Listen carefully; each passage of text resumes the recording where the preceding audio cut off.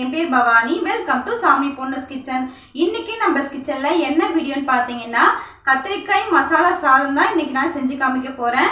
இந்த ரெசிபி பார்த்தீங்கன்னா செய்யறதுக்கு ரொம்ப ஈஸிங்க. கத்திரிக்காயே பிடிக்காதவங்க கூட கண்டிப்பா இந்த ரெசிபி செஞ்சு கொடுத்து பாருங்க, கேட்டு வாங்கி சாப்பிடுவாங்க. அந்த அளவுக்கு டேஸ்ட் வைஸ்ல சூப்பரா இருக்குங்க. இதுக்கு சைட் டிஷ் பார்த்தீங்கன்னா வெங்காய பச்சடி, அப்படி இல்லைன்னா அப்பளம். வீடியோக்குள்ள போறதுக்கு முன்னாடி நம்ம சேனல் சுவாமி பொண்ணுஸ் கிச்சனுக்கு சப்ஸ்கிரைப் பண்ணிக்கோங்க, கூடவே இருக்க பெல் சிம்பிளையும் கிளிக் பண்ணிக்கோங்க. இப்போ வாங்க வீடியோக்குள்ள போகலாம். ஃபர்ஸ்ட் இந்த ரெசிபிக்கு 1.5 கப் அரிசி எடுத்துக்கோங்க. நான் இன்னைக்கு பாஸ்மதி ரைஸ் தான் எடுத்திருக்கேன். நம்ம ரெகுலராக சாதம் வடிப்போம் இல்லையா, அந்த ரைஸ் கூட நீங்கள் எடுத்து யூஸ் பண்ணிக்கலாம். இதை 2 டைம் நல்லா வாஷ் பண்ணி எடுத்துக்கோங்க. கிராம் மெஷர்மெண்ட்டில் பார்த்தீங்கன்னா 350 கிராம் எடுத்திருக்கேன். அரிசியை நல்லா வேக வச்சு எடுத்துக்கலாம். இதுக்கு தண்ணியோட அளவு பார்த்தீங்கன்னா 800 ml சேர்த்துருக்கேன். நம்ம இதை வடிக்க தான் போகிறோம், அதனால் முன்ன பின்ன இருந்தாலும் பரவாயில்ல. 1/2 டீஸ்பூன் கல்லுப்பு சேர்த்துக்கோங்க. நெக்ஸ்ட்டு 1 ஸ்பூன் ஆயில் சேர்த்து நல்லா கலந்து விட்டுக்கோங்க. ஆயில் சேர்க்கும் போது சாதம் ஒன்றோட ஒன்று ஒட்டாது. சாதம் பார்த்தீங்கன்னா நல்லா உதிரி உதிரியாக இருக்கணும், அந்த மாதிரி பார்த்து நல்லா வடிச்சுக்கோங்க. பாஸ்மதி ரைஸ்னால் ஒரு 75% வெந்தால் மட்டும் போதும். நெக்ஸ்ட்டு பார்த்தீங்கன்னா சின்ன லெமன் சைஸ் அளவுக்கு புளி எடுத்து 15 நிமிஷம் நல்லா புளி ஊறட்டும். ஊறின பிறகு நல்லா கெட்டியாக இந்த மாதிரி கரைச்சி எடுத்துக்கோங்க. இப்போ வாங்க நம்ம மசாலா அரைச்சி எடுத்துக்கலாம். மிக்சி ஜாரில் 1/4 கப் துருவின தேங்காய் எடுத்துக்கோங்க. சின்ன தேங்காவில் நான் 1/2 மூடி எடுத்து யூஸ் பண்ணியிருக்கேன். நெக்ஸ்ட்டு இது கூடவே 1 டேபிள் ஸ்பூன் கசகசை சேர்த்துக்கோங்க. கசகசை இல்லாத பட்சத்தில் ஒரு 10 முந்திரி சேர்த்துக்கலாம். 1 கட்டு கொத்தமல்லி கொஞ்சம் பொடியாக கட் பண்ணி சேர்த்துக்கோங்க. 1.5 கப் அரிசிக்கு 1 கட்டு கொத்தமல்லி கரெக்டாக இருக்கும். இது கூடவே ஒரு 8 பீஸ் பச்சை மிளகாய் சேர்த்துக்கோங்க. சின்ன துண்டு இஞ்சி கொஞ்சம் பொடியாக கட் பண்ணி சேர்த்துக்கோங்க. 3 பீஸ் சின்ன வெங்காயம் சேர்த்துருக்கேன். 1/2 டீஸ்பூன் மஞ்சள் தூள், 1/2 டீஸ்பூன் சால்ட்டு சேர்த்துக்கோங்க. உங்களால் எந்த அளவுக்கு முடியுமோ அந்த அளவுக்கு ஃபைன் பேஸ்ட்டாக அரைச்சி எடுத்துக்கோங்க. தண்ணிலாம் எதை யூஸ் பண்ணி அரைக்காதீங்க. நம்ம கெட்டியாக புளி கரைச்சி வச்சோம் பார்த்தீங்களா, அந்த புளி கரைசலை கொஞ்சம் கொஞ்சமாக சேர்த்து இந்த மாதிரி ஃபைன் பேஸ்ட்டாக அரைச்சி எடுத்துக்கோங்க.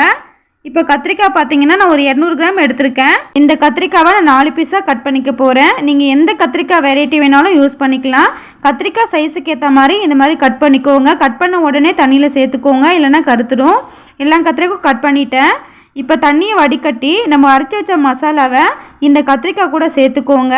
நெக்ஸ்ட்டு இது கூடவே 1 டேபிள் ஸ்பூன் சாம்பார் பொடி சேர்த்துக்கோங்க. சேர்த்து இந்த மாதிரி நல்லா கலந்து விட்டுக்கோங்க. இந்த கத்திரிக்காய் மசாலா பார்த்தீங்கன்னா நல்லா கலந்துருக்கணும். இது ஒரு மூடி போட்டு ஒரு 1/4 மணி நேரம் ஊறட்டுங்க. 15 நிமிஷத்துக்கு அப்புறம் பார்த்தீங்கன்னா இந்த கத்திரிக்காவும் இந்த மசாலாவும் நல்லா ஊறி வந்திருக்கு. இப்போ நம்ம எல்லாமே ரெடி பண்ணியாச்சு. இப்போ டக்குன்னு செய்ய ஆரம்பிக்கலாம்.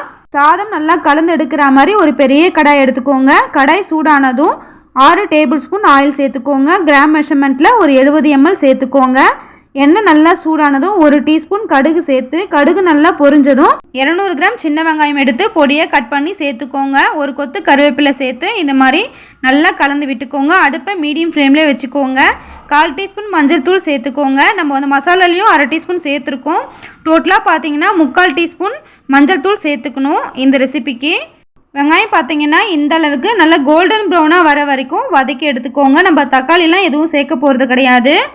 இது கூட இந்த கத்திரிக்காய் மசாலாவை சேர்த்துக்கோங்க. இந்த மாதிரி ரெசிபிக்கெலாம் நீங்கள் ஆயில் கொஞ்சம் எக்ஸ்ட்ராவே விட்டுக்கலாம். இப்போ இந்த மசாலாவை 1 நிமிஷத்துக்கு இந்த மாதிரி நல்லா கலந்து விட்டுக்கோங்க. தண்ணியில் எதுவும் சேர்க்காதீங்க. இந்த எண்ணெயிலே இந்த மாதிரி நல்லா கலந்து விட்டுக்கணும்.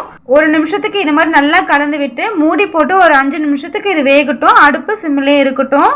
5 நிமிஷத்துக்கு பிறகு பார்த்தீங்கன்னா நம்ம யூஸ் பண்ண எண்ணெய் எல்லாம் மேலே எவ்வளோ திரண்டு வந்திருக்கு பாருங்கள். நம்ம யூஸ் பண்ண மசாலா பார்த்தீங்கன்னா பச்சை வாசனை சுத்தமாக கிடையாது.